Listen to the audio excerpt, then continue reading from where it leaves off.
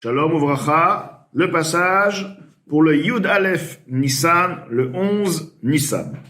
Vehainu afilu im eno osek shelo lishma, ce qui vient d'être dit d'une personne qui étudie la Torah sans ressenti d'amour et de crainte. Ceci est le cas même si cette personne n'étudie pas Shelo lishma, pour un intérêt, mamash. C'est-à-dire que la personne n'a pas d'intérêt, étudie la Torah sans raison. C'est pas qu'il étudie la Torah pour un intérêt, pour être riche, pour gagner de l'argent, pour être un grand rave. Il étudie sans intérêt, sans motif personnel. Les choum et zepniya pour une certaine raison, un intérêt, chaz shalom. Et là, seulement quoi? Il étudie la Torah de quelle manière? Comme il est écrit dans le verset, Vatei, irata moti, leur crainte envers moi fut mitzvat anashim melumada, une éducation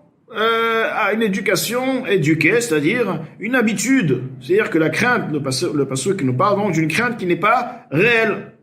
Pirouche, ce qui veut dire mechamat ergel sheurgal mikatnuto.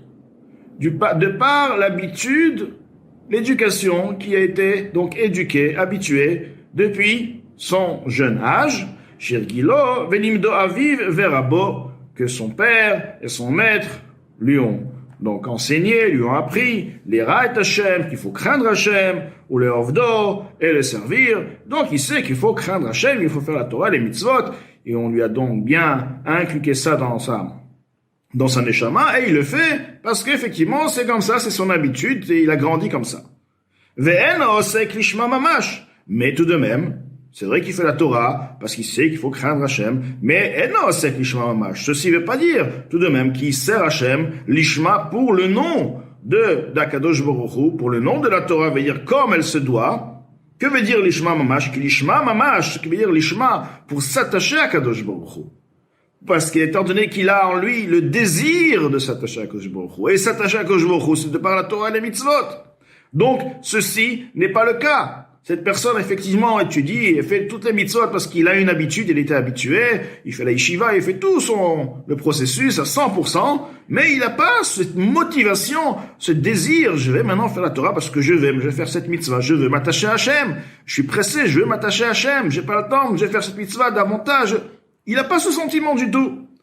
Ki lishma mamash, car étudier la Torah, faire les mitzvot, lishma pour son nom, comme elle se doit, il n'est pas possible lo itorerut derchilu urchimu atevim, sans le réveil de la crainte et de l'amour naturel, al kol panim du moins, leotzian mehester alev et la gilouille. C'est la moindre des choses pour avoir une motivation réelle. Il n'est pas possible d'être motivé par une chose si on n'aime pas la chose. Je vais être motivé à faire une chose. Si j'ai pas un intérêt, si j'ai pas un amour ou une crainte envers cette chose-là, je vais pas vraiment le faire parce que je veux m'attacher à cette chose-là. Donc on peut pas dire, je fais la Torah et les mitzvot sans éprouver l'amour d'Hachem et la crainte effectivement, mais je veux m'attacher à Hachem. C'est pas possible. Pourquoi tu veux t'attacher à Hachem si tu aimes pas Hachem?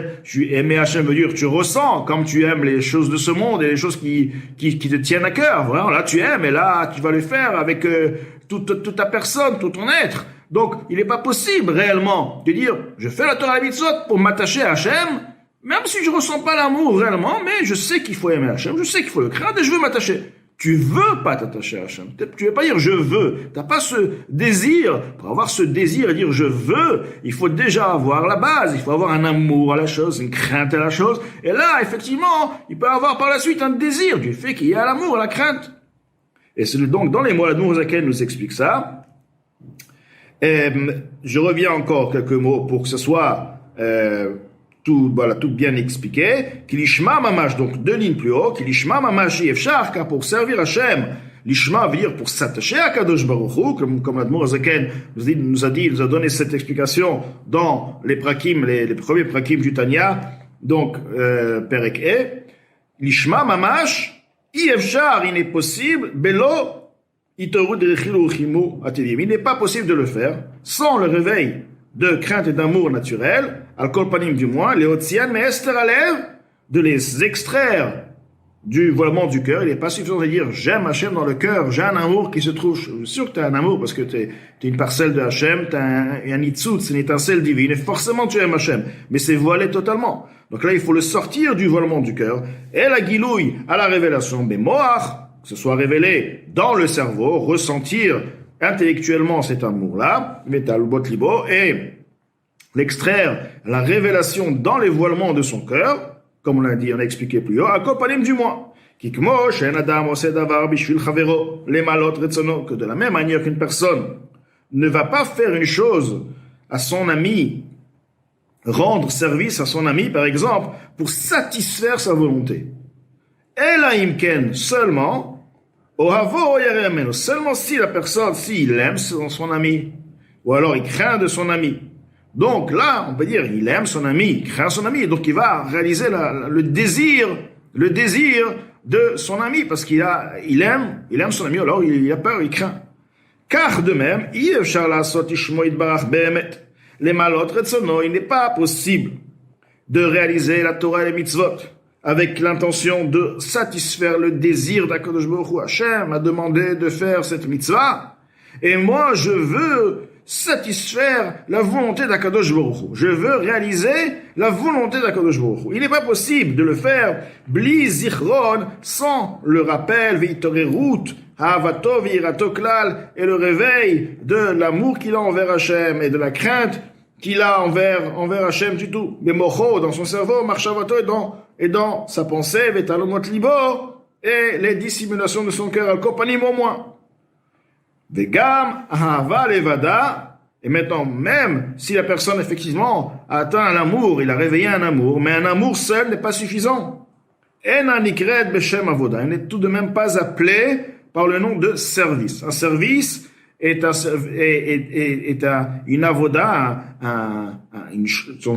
une application qui se fait avec les sentiments. Les sentiments doivent avoir en eux les deux points, le côté de chesed et de gvura, ahava ve'ira.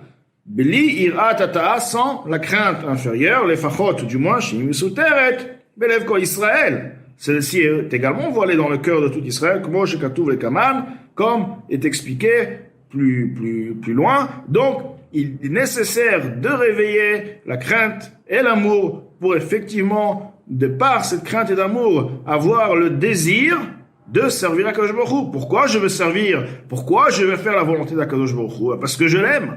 Parce que je l'aime. Là, oui, effectivement, parce que tu aimes, parce que je crains. Je l'aime et je le crains. Donc, je veux faire la volonté d'Akadosh Baruch Hu. Donc là, effectivement, là, on peut dire que c'est la Torah l'ishma. La personne va faire la Torah, va réaliser la mitzvah, va étudier la Torah parce qu'il aime et il craint Akadosh Baruch Hu. Et lorsqu'on aime, on craint quelque chose. Donc, on veut s'attacher à la chose. On s'attache à la chose et du fait qu'on aime la chose. Donc, on va la faire. Donc, ceci nous explique bien, en d'autres mots, que en cours, si on veut, que servir Akadosh Baruch Hu, même si ce n'est pas par un intérêt pour gagner quelque chose, un intérêt propre, ceci reste tout de même, la Torah et les mitzvot ne vont pas accéder les sphirot, ils vont rester bechitzoniut dans les aolamot, dans les niveaux extérieurs des mondes.